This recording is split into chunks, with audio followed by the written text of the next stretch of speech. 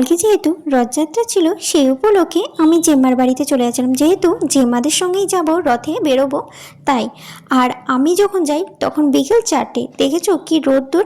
আমি একা একাই যাচ্ছিলাম, যেহেতু আমাদের বাড়ি থেকে জেম্মাদের বাড়ি একদমই কাছে।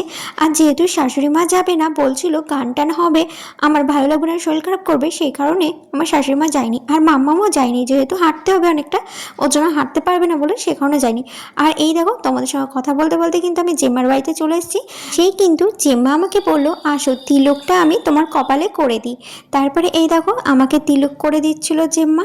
আর একটু ছোট হয়ে গেছিলো, তাই আমি বললাম জেম্মা আর একটু বড় করে দাও, ঠিক লাগবে, ভালো লাগবে।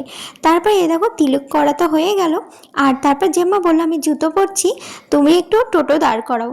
তাই আমি গেটের সামনে দাঁড়িয়েছিলাম। আর তারপরে আমরা ফাইনালি কিন্তু চেপে পড়েছি টোটোতে।